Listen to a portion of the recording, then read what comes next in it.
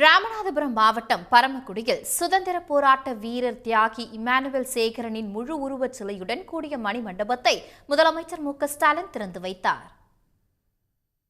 ராமநாதபுரம் மாவட்டம் முதுகுளத்தூர் தாலுகா செல்லூர் கிராமத்தில் 1924ஆம் ஆண்டு அக்டோபர் 9 பிறந்த இமானுவேல் சேகரன் வெள்ளையனை வெளியேறு இயக்கத்தில் பங்கேற்று சிறை சென்றவர். ராணுவத்திலும் பணியாற்றிய இமானுவேல் சேகரன் ஒடுக்கப்பட்ட மக்களின் விடுதலைக்காக போராடினார்.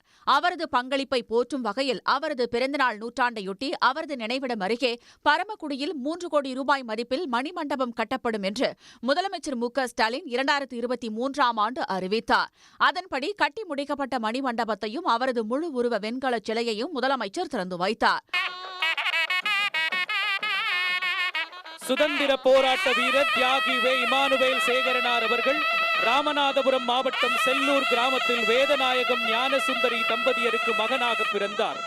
ஆரம்ப கல்வியினை பரமக்குடியிலும் உயர்நிலை கல்வியை ராமநாதபுரத்திலும் பயின்றார். தனது இளம் வயதிலேயே இந்திய சுதந்திரத்திற்காக குரல் கொடுத்தார்.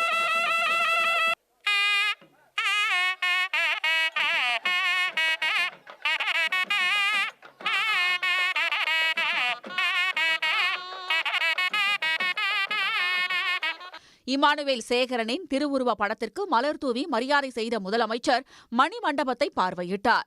முன்னதாக பரமக்குடி வந்த முதலமைச்சருக்கு திமுகவினர் திரண்டு வந்து உற்சாக வரவேற்பு அளித்தனர்.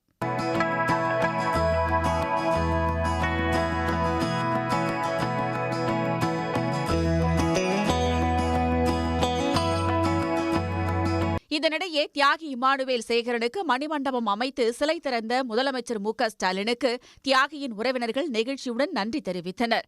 இந்த மணிமண்டபத்தை அறிவை வளர்க்கும் மையமாக பயன்படுத்த அரசு முன்வர வேண்டும் என்றும் அவர்கள் கேட்டுக் கொண்டனர். இன்று ஒரு பொன்னான நாள் என்றுதான் சொல்லுவோம். ஏனென்று கேட்டால் எங்கள் மக்கள் மணிமண்டபமும் அரசு விழாவும் பல ஆண்டுகளாக கோரிக்கை வைத்தார்கள். ஆனால் 100 ஆண்டுகளுக்கு பிறகு கிடைத்த வெற்றி அது அவருடைய தியாகத்தையும் அவர் வீரத்தையும் போற்றும் வகையில் நடந்திருக்கிறது. கோரிக்கைகளை ஏற்று எங்கள் குடும்பத்தின் சார்பில் வச்ச கோரிக்கை, எங்கள் சமுதாயத்தின் சார்பில் வச்ச கோரிக்கையெல்லாம் ஏற்றுக்கொண்டு முதலமைச்சர் அவர்கள் இது ஒரு மணிமண்டபம் கட்டி கொடுத்தாங்க. அப்புறம் என்னுடைய தாப்பனாருடைய பிறந்த நாளை அரசு விழாக்குறாங்க. எங்களையும் அவங்க அவருடைய சுதந்திர போராட்ட தியாகியுடைய வாரிசுகளாக அவர் அங்கீகரிக்கணும். அவர் அங்கீகரிச்சிருக்கிறாங்கிற அதுக்கும் நாங்கள் நன்றி தெரிவிச்சுக்கிறோம். ரொம்ப மகிழ்ச்சி, ரொம்ப மகிழ்ச்சி.